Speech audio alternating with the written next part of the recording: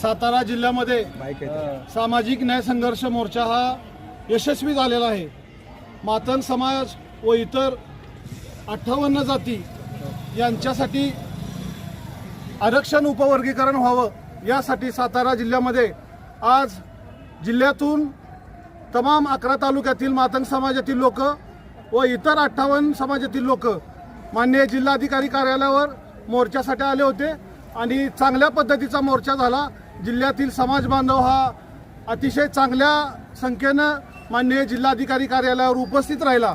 त्यामुळे मी सर्वात प्रथम मातंग समाजाच्या सर्व बंधू आणि भगिनीचं तसंच उरलेल्या 58 जातीतील सर्व लोकांचं मनापासून अभिनंदन करतो आणि राज्य सरकारला एक सूचना देतो, माननीय देवेंद्रजी, आपण हे आरक्षण उपवर्गीकरण तात्काळ लागू करा, अन्यथा इथून पुढे होणाऱ्या तीव्र आंदोलनाला राज्य सरकारला सामोरे जायला लागेल आणि तर वेळ पडली तर त्यापेक्षाही तीव्र आंदोलन आम्ही करू आणि त्याला कारणीभूत पूर्णपणे राज्य सरकार जबाबदार राहील। जय भीम, जय लहुजी, जय शिवराज, जय आनंद। या ठिकाणी तमाम सातारा जिल्ह्याच्या मातंग समाजाच्या वतीनं अनुसूचित जाती उपवर्गीकरण करण्यासाठी जो सुप्रीम कोर्टाने 1 ऑगस्ट 2024 मध्ये जो निर्णय दिला आणि त्याचा अधिकार उपवर्गीकरण करण्याचा अधिकार राज्य शासनाला दिला, त्या धर्तीवरती, त्या नियमावरती, त्या आदेशावरती 6 राज्यामध्ये उपवर्गीकरण करण्यात आलं, पण महाराष्ट्र राज्यामध्ये अद्याप वर्गीकरण करण्यात आलेलं नाही। तिथल्या 59 जाती अनुसूचित जातीमध्ये येत असताना जी आरक्षणाची आणि लाभाची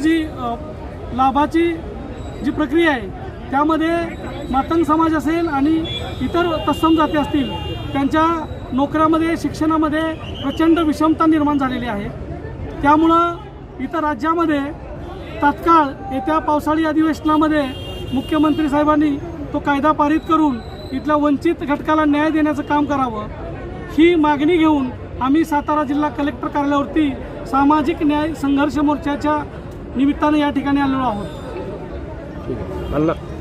करून आज उपवर्गीकरणाकरता सातारा येथे 17 तारखेला आपण हा मोर्चा आयोजित केलेला होता आणि सातारा जिल्ह्यात कानेकोपऱ्यातून आज या ठिकाणी आमचे मातंग बांधव, माझ्या माता बहिणी, बंधू, सहकारी सर्वच आज या ठिकाणी एकजुटीने उपस्थितीत राहिले। एवढ्या उन्हाच्या चटक्यामध्ये देखील आमच्या माया मावल्या रस्त्याने येत होत्या, अनेक ठिकाणी त्या थांबल्या, पाणी पिल्या, काहींना चक्कर आली, तरी पण त्यांनी त्यांची हट्ट आणि जिद्द सोडलेली नाही। आज मला तुम्हा सर्वांना एवढं सांगू इच्छितो, मी या वर्गीकरणाचा विषय काय आजचा नाही, हा गेले 35 वर्षापासून अनेक लोकनेत्यांनी वर्गीकरण हा विषय घेऊन आपला लढा चालू ठेवलेला होता।